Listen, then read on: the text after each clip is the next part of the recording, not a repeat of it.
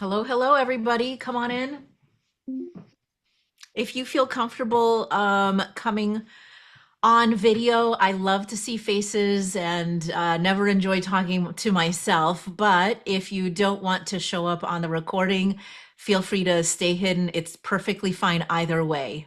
And also, like by this time, if you've had like more than 3 Zoom calls this morning, then please manage your energy however you want. Okay, so let's get started. Karen, do you have anything that you want to start us off with? I just want to remind you guys, like Dr. Brancu said, it is being recorded. So if for some reason you don't want to be your video on, you can most certainly hide away if you would like to. But again, it is nice to see faces as well. And I will, towards the end, I will kind of clip out some of the like beginning and end of the. I'll take care of the editing part of it. So no worries as well. So you guys just be comfortable. If you have questions, you're welcome to ask. You're welcome to type them into the chat, and we will go from there. Great. Yeah. And I do see some folks that I recognize. So yay. Hi, Tori. Nice to see you all.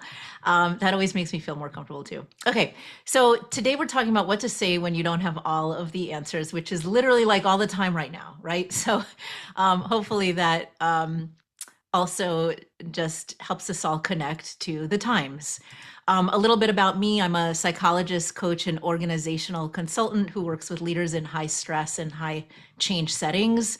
A lot of that came from work in healthcare, education, and research. The research was especially within the Department of Veterans Affairs and Duke University, focused on trauma and resilience and also suicide assessment. I have 10 years of experience in management and leadership roles, especially. So, a lot of the experiences that I bring from that, as well as 8 years and counting in leadership and organizational development, is what I'm pulling from. And through my company, Tower Scope, which focuses on helping leaders work through this.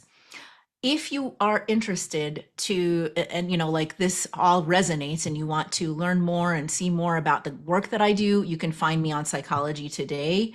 There, I write mostly about women in leadership. You could also find my work on 2 books, Millennials Guide to Workplace Politics, and a workbook associated with that. And then my podcast and YouTube channel is called The Hard Skills, which is a play on soft skills, which is what we all do. So, with that in mind, I want you to think of a situation when somebody shut you out of information in a time of uncertainty. Okay. And I just want you to add like one word in the chat. How did it feel? If you've had that experience, how did it feel?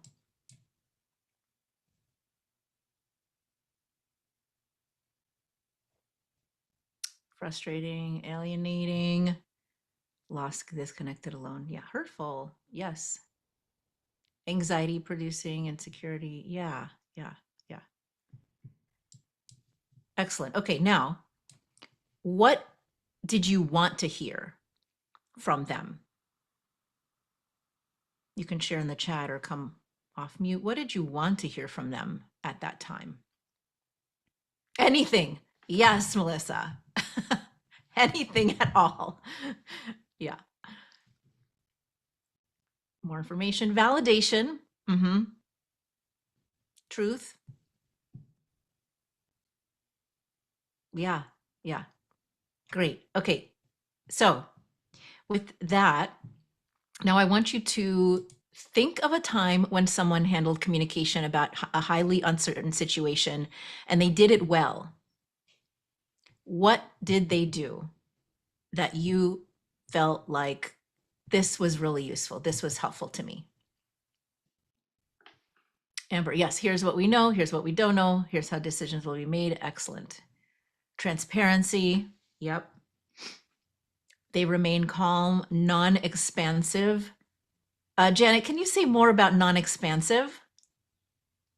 That's an interesting one. And feel free to like either come off mute or add it to the chat. What else? The person acknowledged the uncertainty, offer an estimation. Yes. Communicating known. Okay, good. So there's a lot of calm, fact-based validation, acknowledgement of feelings, acknowledgement of the situation. Great. So it wasn't just all like, I need to know all of the details, right? Yeah. Okay. So if you take anything away from today, it is these core principles. One is about social referencing. People observe others to calibrate their own responses, especially in uncertainty. They are observing you to calibrate, and that means you need to know how you're showing up before you even think about what you're messaging. Two, there is this false belief that if I don't have all the answers or I don't know what to say, I better not say anything at all. I need to wait until I have the information, right? Which is not true. Silence is not neutral. People will fill in the silence with worst case scenarios, which are way worse than what you might have said, right? Three, emotions are contagious. People catch your calm or your panic. And finally, trust is built in uncertainty, not in certain times. This is your opportunity, right? You don't need all the answers to provide direction. You just need to ground them in what is available and offer clarity. And clarity does not imply certainty, right? So a lot of you have been sharing what clarity might mean to you. And some of it had nothing to do with the content, but the process and the experience and the feelings, right? That acknowledgement. So we can just remember this flip experience based on what Maya Angelou said, right? People will forget what you said, so you don't have to say it clear, with all the details. They'll, forget what you did, but they will never forget how you made them feel. So with those core principles, here's what not to do. These are very, very common responses that often backfire. And one is the minimizer. It's just business. We just need to move on. It's not a big deal, right? The second is false optimism. Or maybe you're a very optimistic person, but you're trying to create an optimism that isn't there for everybody else. This change is going to be great for everyone, right? Like you might feel optimistic, you might be that kind of person, but you might be way far ahead of or in a different headspace than other people if you're the false optimist. And then finally, the conflict avoider. If you're the kind of person that gets personally overwhelmed, you're not sure how to deal with it, you're the kind of person that shuts down, the silence, the avoidance of saying anything or engaging in it usually conveys a different kind of message. And that message is, your pain doesn't matter enough for me to sit with you in it. That's not usually what a conflict avoider is trying to communicate, but it is how it's often received. And it does make things worse because this is where people fill in that silence with worst case scenarios. There are others I've given this kind of talk to other audiences, and people have added other ways to not do this. And one person added one of my favorite ones, the spoon. Don't be the spoon. And I'm like, what's the spoon? They're the ones that stir things up. And like the chaos maker, the person who like creates more chaos in order to save everybody, to make themselves feel like the fixer and the rescuer. Are there others that you would add to this that you've seen? Feel free to add it in the chat if you'd like.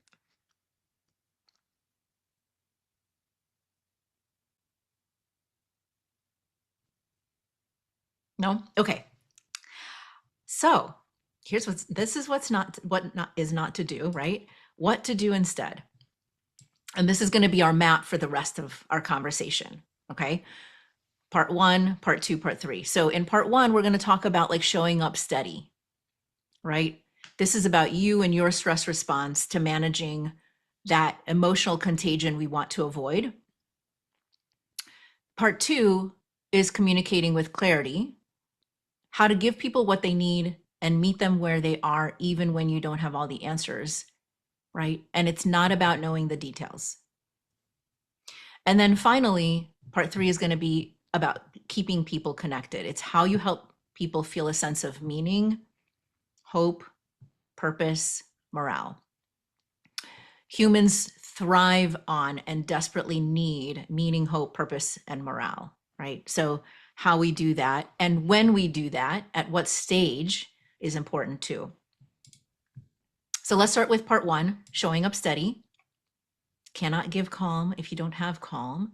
I want you in the chat to think about your stress response when you are really stressed out, right? When you're not at your best. In fact, when you're at your worst, which of these, you can just like indicate 1, 2, 3, 4, 5 or something else, do you usually do? And you could actually even put like multiple.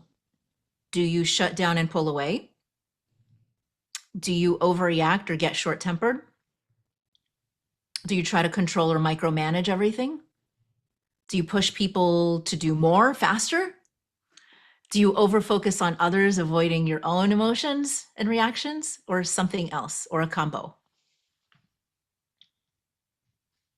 And I'm seeing some answers come in, 1 or 3, pulling away, sometimes overreact. Looks like 3 is a very common response. Try to control or micromanage. Yeah. We love to try to control what's not controllable. We're a fan. Oh, tend to overfunction. I tend to overfunction myself. Yes, yes, yes, yes, yes. And yeah, it can depend on the situation. Absolutely. Okay, so think about that because we want to attend to that sort of core, most common response that we have, because otherwise your stress response becomes your message, right? So what do we do? To show up at our best, number 1, of course, always slow down and reflect. Sometimes this is hard. And sometimes if it is really hard or heavy or overwhelming, it's best to try to talk it through with a trusted colleague, coach, therapist, mentor, somebody who can distill all of the stuff happening about how you feel, what your real concerns are, right? Real concerns meaning often we show up with our secondary emotions, which are like anger, judgment, cynicism, disengagement, dismissiveness, right? These are all the ways we hide how we really feel, our primary emotions. And our primary emotions in most uncertain situations are either fear or sadness, right? There's other ones, but fear or sadness are common, but we usually don't acknowledge that fear or sadness. It just immediately translates and comes out as anger, judgment, cynicism, disengagement, dismissiveness, all kinds of other things. So we want to work through all of that, process it first, so you're not processing it live on the people who need you to be steady. And an example that I have, recent example actually, is we found out that my husband likely has a rare genetic condition he may have passed on to our children. And there's a 50-50 chance here, right? So we don't have all the information right now. We need our kids to get tested. We don't want them to freak out, right?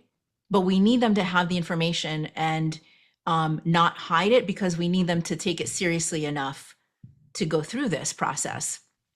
And so first, he and I had to work through our own like fear and sadness so that like we didn't affect them with all of that and cloud how they're going to react to it, which is going to be different than us. It could be the same, but it could be different, right? So we needed to talk through that first, then to be able to think through so that we can show up to help them and be there for them, right? The second about showing up at our best is managing our energy. these days, it used to be like, okay, I'm gonna go to the spa or a massage or like take a good walk, like, once a month. And these days, like, it is a daily practice. We have to attend to our energy constantly. And that could be rest every day, movement every day, unplugging every day, whatever that is for you. The self care isn't selfish. It is basically creating a stronger baseline grounding for yourself so that you have greater resiliency when the constant up and down flux and uncertainty come at us. And that could be also journaling, gratitude, writing or sharing, right? Whatever that is for you, identifying common routine practices. Okay. And then finally, one way,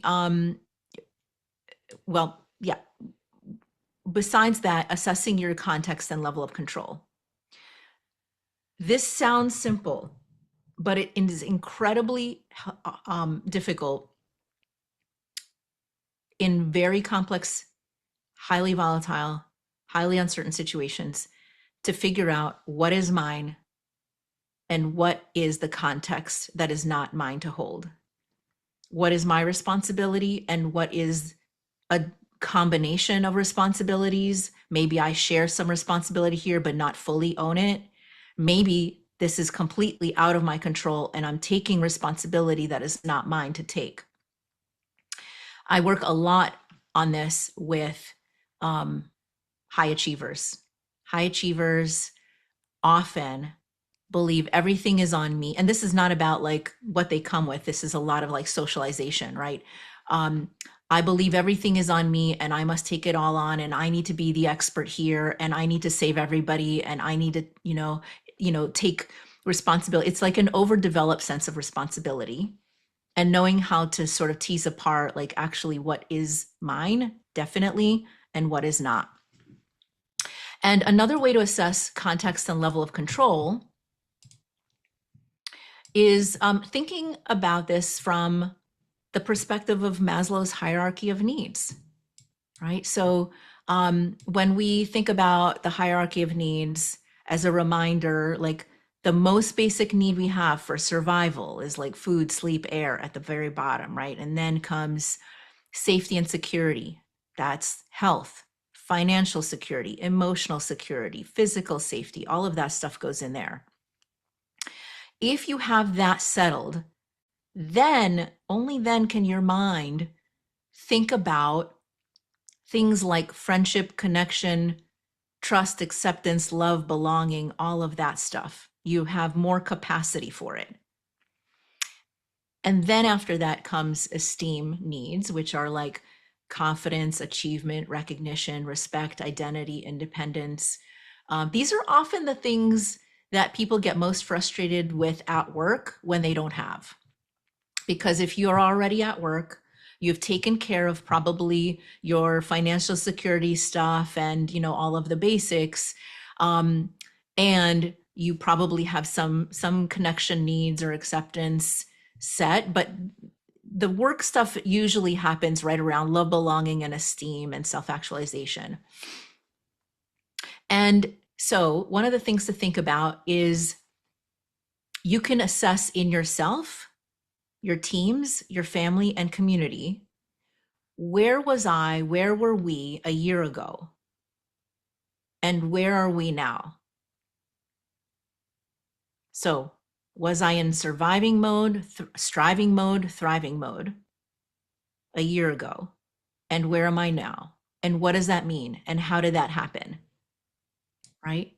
And that can tell you a lot about context, influences, and what's in your control, what's not in your control, how you might access the things that you need.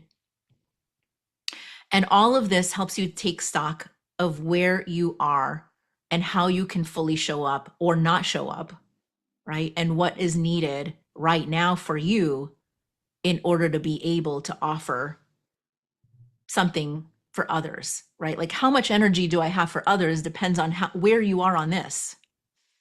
Okay. Okay. Now that you've taken an entire environmental scan of like how you're showing up, where you are, how I'm feeling about things, then then you can communicate with clarity and show up for others, right? So with this um, one way, like a very simple example to think about this is our common experience of moving, right? Like literally moving locations.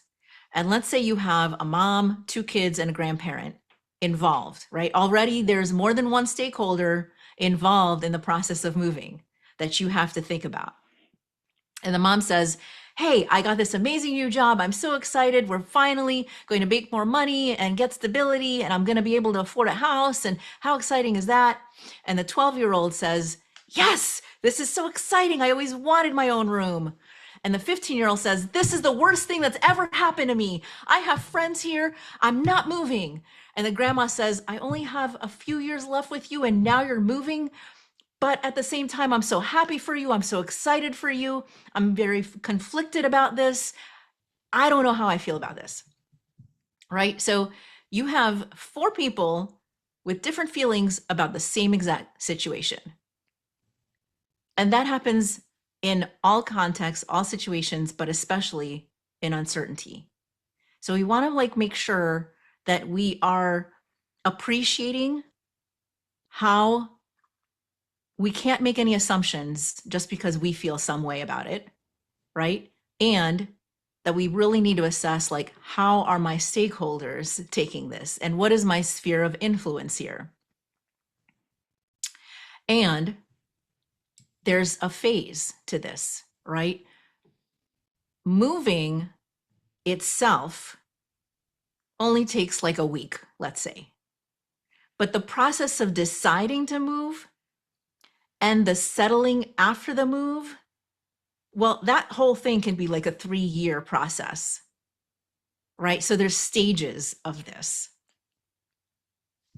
And so I want you to think about in that situation, across the stages and within the stakeholders, what do you think each person in this family might need? What would the 12-year-old need? What would the 15-year-old need? What does the grandma need? And what does the mom need? You could share in the chat or come off mute, either.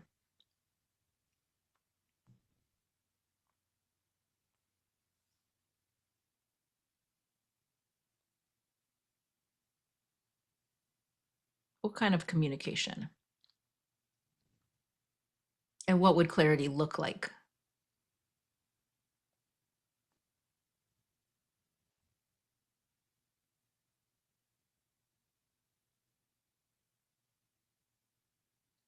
Timelines, yes. Validation of individual difficulties and experiences, absolutely.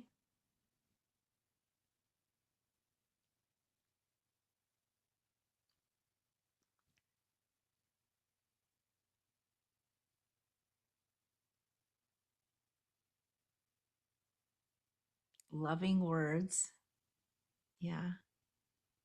Validation of different opinions, life experiences, yeah. Yeah.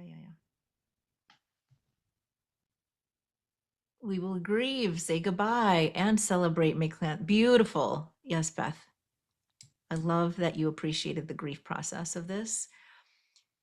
Communication of hope, that there's ways to adjust that are specific to each of them. Yes. Beautifully said. Beautifully said, you all. Yeah. So meeting people where they are, is also thinking about like, what stage are we in of this change process?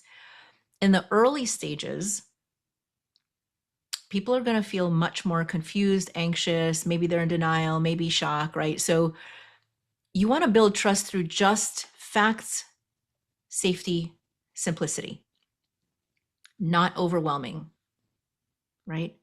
And those of you who are minimizers need to watch out early here because you're likely to shut people down with that minimizing. Like, no, it's going to be okay, right? Like, it's not a big deal, right? So that's where you want to sort of watch out. The middle stage is that like very lengthy, messy middle, either the deciding phase or the settling in phase that takes forever, and we don't know how we feel about this, and everything's clunky and nothing's going right, and all of that feels awful to people. Like people don't like that phase. And right now, people are in constant messy phases of constant multiple changes, right? So just acknowledging the friction, and this is where we start adding emotional support and validation and connection, like more sort of like meaty connection time.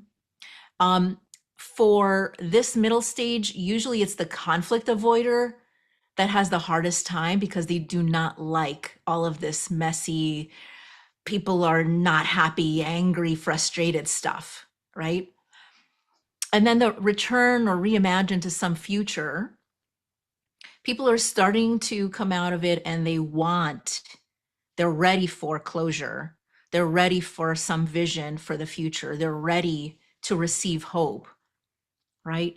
And so those of you who are more like that optimistic person, this is where like you're holding off the optimism for this stage where you can thrive here in this stage. Okay. So with all of that, how do you like offer these? You already said it. You don't need all the answers. You just need to be honest about what you know, what you don't know, when you'll know more. And you can put it into 3 buckets. What you know, don't know, and when will you know more about information, about decisions or the decision-making process, and about control. Okay. And so I'm going to give you an example. When I was with the Department of Veterans Affairs, we were going through a lot of disruption, as you probably know, in the last 2 years. And not all leaders were handling this well because some of them were in their stress response, right? But one leader did this incredibly well and surprised me when he really stepped up and he started holding more meetings. And here's what was interesting. He rarely had much information. He wasn't being told much either, right? He was frustrated too. And he didn't come frustrated or shutting us down or, oh, this question again or anything like that. He just showed up every time. And we asked a wide variety of questions. And people will surprise you, by the way, with what they actually care about. Because usually what they care about is not what you expect. It's often like, what is the direct day-to-day impact or experience I will have? They were asking things like, will I have parking if I have to return to work, right? What kind of space will I have if I have to return to work, right? Like those kind of like interesting granular things. And they just wanted to know about things that affected them directly. And so there were times, multiple days, where we would ask a million questions and he would just keep saying over and over, I don't know. I wish I knew. It's really frustrating not to be able to have this information for you, but I will look into it and I will let you know and try to seek out more information. And honestly, that was enough for many of us because he was showing up.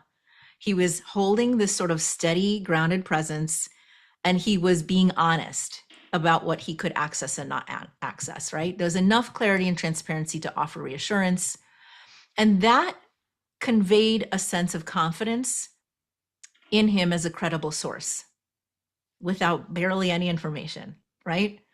And it also reduces conflict because it reduced the sort of confusion and chaos and rumor making and assumptions that people make when you don't show up and offer something. So, what did he do? Well, first he practiced the courage to just be clear and direct. He didn't spin it. People could smell spinning a mile away. We don't like it, don't offer it, right? He didn't offer much conjecture. He just shared what he knew. He didn't make assumptions about what could be, right? He offered some guesses, but then he would say, like, this is just a guess based on X, Y, and Z. But if I learn more, I might change my answer. That piece was important to hear.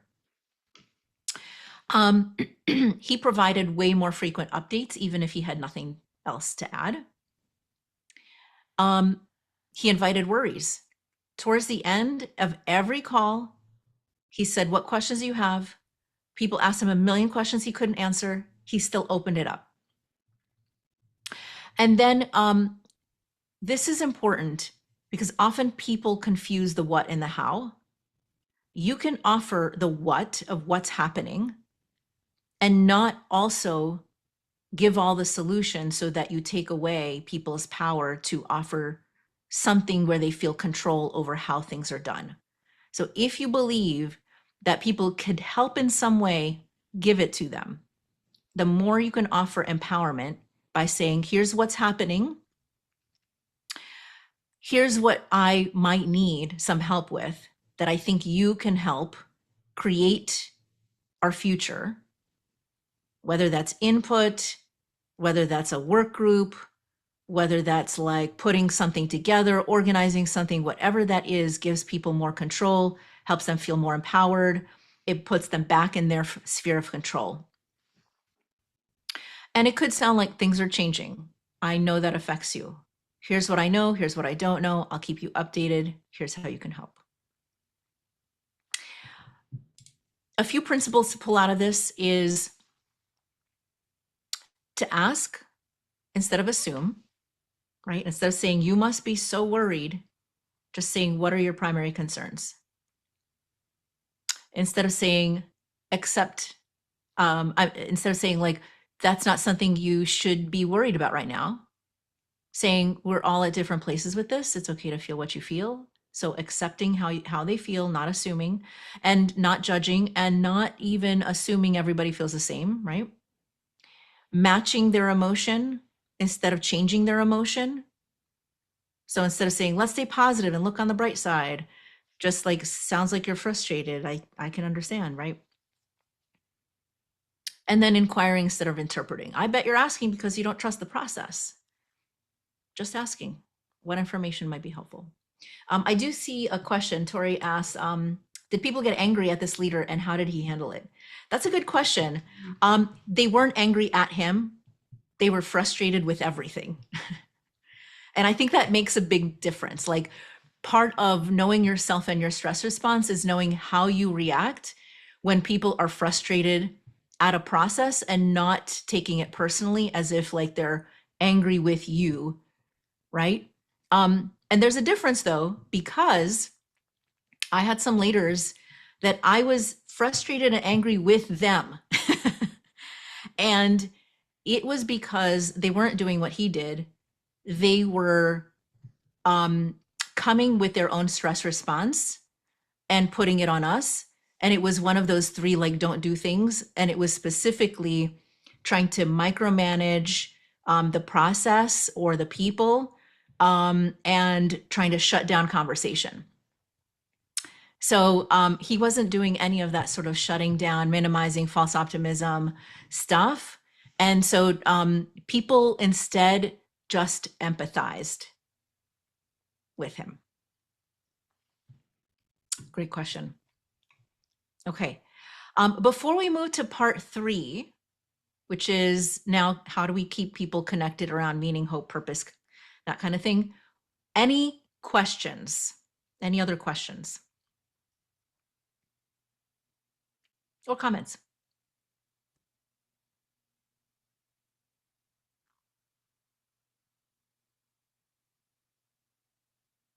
No? Okay. So we have managed ourselves so that we can come with a steady presence, right?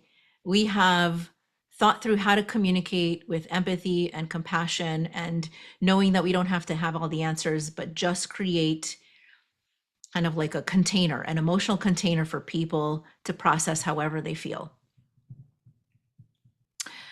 And so as we move over the course of the change process, and people need to make sense of what's happening, to feel like they have hope, to feel like there's a purpose or meaning or connection, we want to think about like, how can this make sense even when it doesn't make sense, right? And there's this analogy, some of you might know this, the building a cathedral story. So here's the story. A man came across three masons who were working away and chipping away at granite and bricks from large blocks. And the first one he came to was unhappy. He was unhappy at his job. He's chipping away. He's frustrated.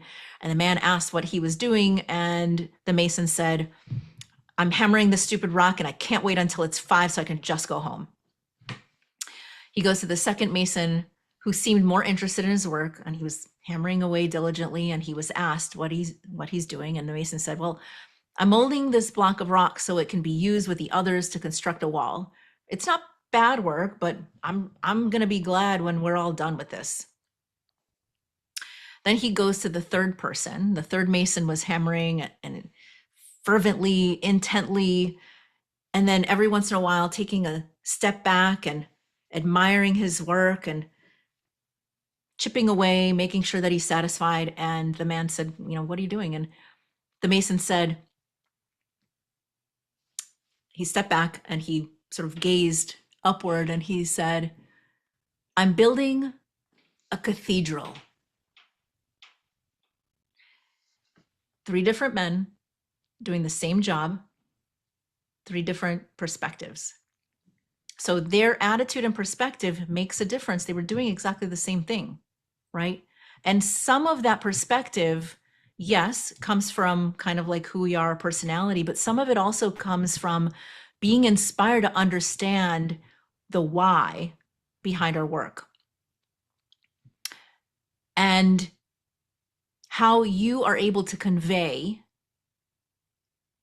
the sense of what's happening, right? Now, what's happened over time in the last couple of years is, like you can imagine, halfway through this wall construction, the boss said, we're no longer building a cathedral, now we're building a market. And you could imagine people's future is disrupted. And they're thinking like, what is the point? What is this all for? Right? That's happening a lot right now. But people continue to be driven by feeling like they're part of something bigger, something meaningful, some kind of purpose. And so after every large change or disruption, whether it's in your control or not, the ability to regroup and help people refocus on shared values and purpose makes a massive difference, because people will leave organizations or just try less or disengage or not care, all of this quiet quitting stuff, right? When they feel a lack of purpose, meaning, or growth. People thrive on it, right? So the goal here is we maintain connection in a lot of different ways. It's not just like connecting with people. It is reconnecting to shared values and purpose, including recognizing when we need to adjust and revise the shared value and purpose, reconnecting to shared meaning and identity.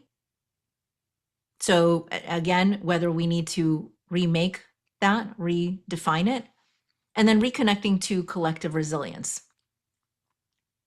And if we pull that together, what that sounds like is something like we're at a major turning point. We've lost funding, but the work we do is critically important. We're here because our patients, our clients, whatever, count on us to show up in their darkest moments. And there's only one way we're going to weather this: by staying connected, supporting each other, and continuing to advocate for our needs of our patients. That is in our control, and we can do that.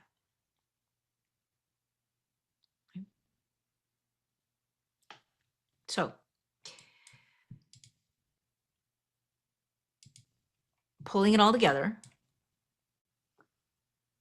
if you take anything away, it's this 3-step process. One is show up steady, know yourself enough to know how to manage your own emotional contagion.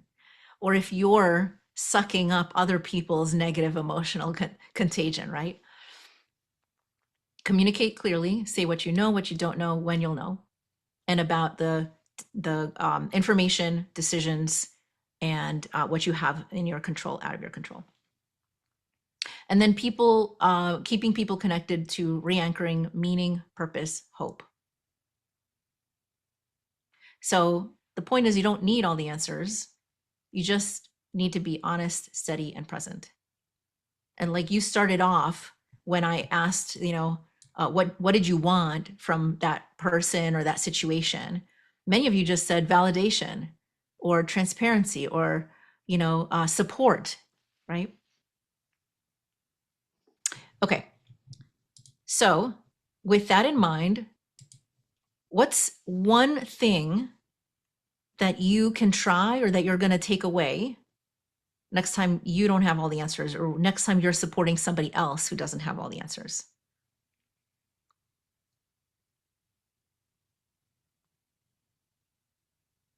Feel free to put it in the chat or come off mute.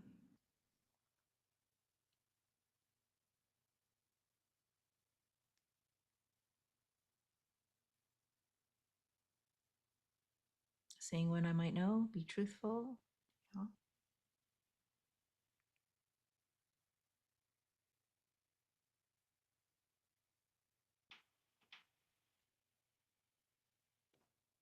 Deep breath, regroup, reach out to people. Yeah. Tendency to resort to knowing. Yes. Being open to questions as you may be surprised. Yes. Trying to convey big picture, purpose, hope. Be less optimistic. That's a good one. Be patient. Help them explore purpose. That's good. Supporting people in identifying their purpose. Yeah, why they're here now. These are great. Yeah, good. Okay. So I'm going to share a little bit about like where you can find me. You can go to gotowerscope.com. You over there you can get on my newsletter, or you can just like click on the QR code if you're curious about getting on my newsletter. You can email me at mira@gotowerscope.com. You can find me on LinkedIn at Mira Brancu. You can find me on YouTube at Dr. Mira Brancu, Dr. Mira Brancu. And you can also find my podcast, The Hard Skills. With that in mind, I'll just open it up to questions. Any questions? Can we get a copy of your slides? I'm happy to send if Karen can help me figure out how to do that. Yeah, okay. Thanks, Karen. Other questions? Or situations you want to walk through, think through, things I did not cover, things you were hoping this talk could answer that I didn't touch on. I'm happy to. This is like, share me all your worries. I don't know what to expect. Oh, good. I'm glad that like hopefully this was just validating for a lot of you. Like, oh yeah, I do that. I just she just named what I do and put it into some framework, right? Do you have additional books, podcasts, resources on this topic that you would recommend in addition to your work? That's a really good question. Yes. So there's a McKinsey article. There's actually 2 McKinsey articles, McKinsey and Company, that I really love. And I think you could just find it by Googling McKinsey and Company and Google crisis communication. And they have 1 or 2 articles that they wrote during the pandemic that actually still hold true to this day. I still reference it all the time. And that is where I got some ideas for this slide with the early, middle, and return. They have a lot more information about how they think about communication in crisis during each of these stages. So I love that one. And let me see. Podcasts. I can't think of any that I really like on this. Um, oh, look at you, Karen. You already found it? Man, she's good. Okay. Um, I will think of a few more so that when Karen sends out the slides that I'll include, because I have a reference list also, and but it's not here. I also really love the work by what is it? Why is she? Her name is not coming to me. Um, it's on ambiguous grief. Pauline, does anybody know Dr. Pauline Boss? Gross. Um, Bass, thank you. Ambiguous grief, I've been talking a lot about this in the last year, can easily be applied to organizational grief. And I've been doing a lot of talks on this, and it's resonating with a lot of people about how we are starting to experience grief in the workplace about losing our identity, our roles, our connection to the organization as things change, as layoffs happen. There's another one, Healing the Wounds, um, by again, I'm blanking on the last name, David. I'm sure Karen will find this too. Thank you. Boss. Yes, it is Boss. Okay, thank you. Pauline Boss. David Knorr.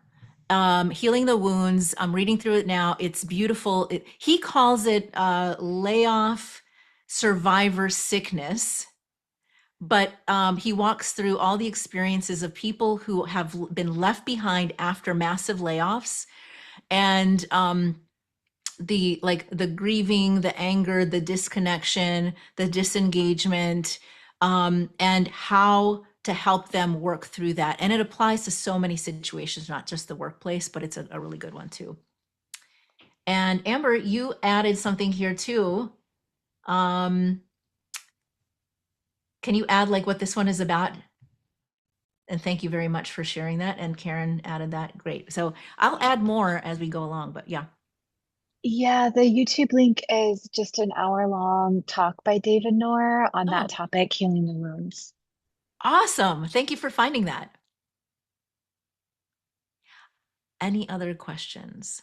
Oh, I see. I'm curious to know how frontline workers or non-manager leaders can manage or lead up when they might not have leaders who know how to communicate during times of uncertainty. That's a really, really great question. So um, I have talked about this in um, a podcast and in my workplace politics book, but it's about quote unquote managing up, really joining up, right? It is being able to understand the experiences, the pain that your manager is experiencing, and first empathizing with whatever that is.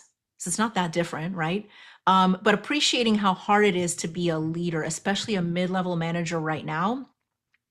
And then once you're able to validate and join with them, being able to say, hey, I know this is hard. I'm seeing that people really need X, Y, and Z.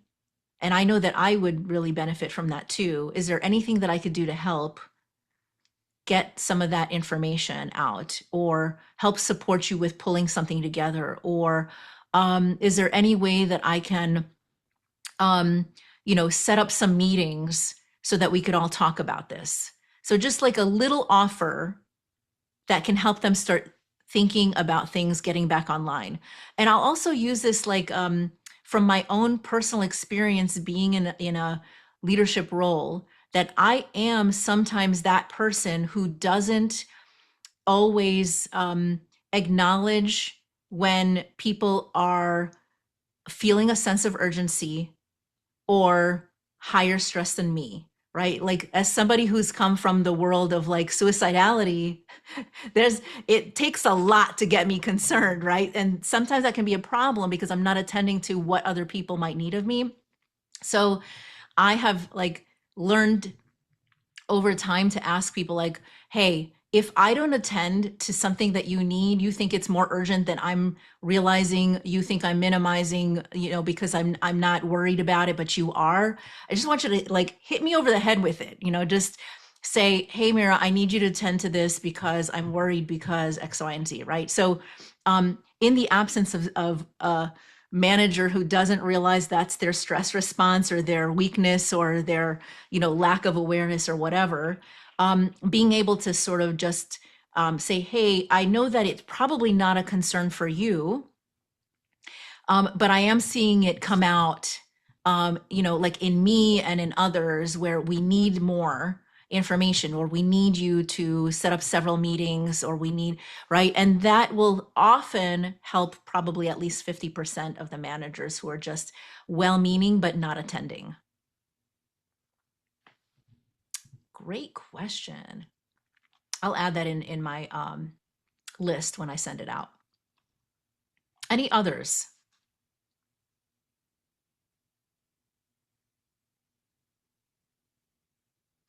And feel free to add more references and resources if you all have something that you pull from that you really like. I'd love to see that in the chat too.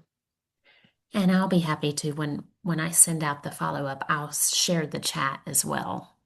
Thank you. Thanks, Karen.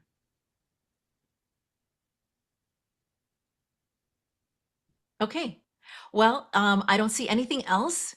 So thank you very much. I hope this was useful to you. Feel free to reach out if you have any other questions or want to connect or anything. This is my contact again. And I really appreciate the time. Thank you for all that you do out there. Thank you so much for doing this for us. And if for some reason you guys miss it again, I'll send out information to everybody with the chat and everything that goes on. Thank you so Thank much. you. Thank you.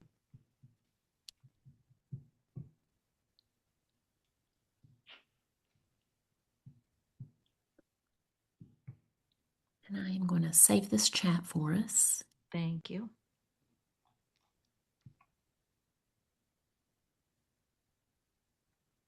Let's get it. Okay, I've got it. Thank you so much for doing Yeah. this for Yeah. us. I Before will I close out, anything else you need from me in addition to the references and resources and things like that? I don't think so. I think that'll be perfect. I'll be happy to share it with everybody and just trying to think. Maybe as well, just kind of how, if you kind of how they can easily contact you, I'll put that on the front as well in the email, just so it's right there for them to easily click on. Yeah. Sounds I good. think that'll be fantastic. All right. Sounds good. All right. Thank, Have a great rest of your day. thank you so much. I hope you do as Yeah. well. Thanks. Bye. Okay, bye.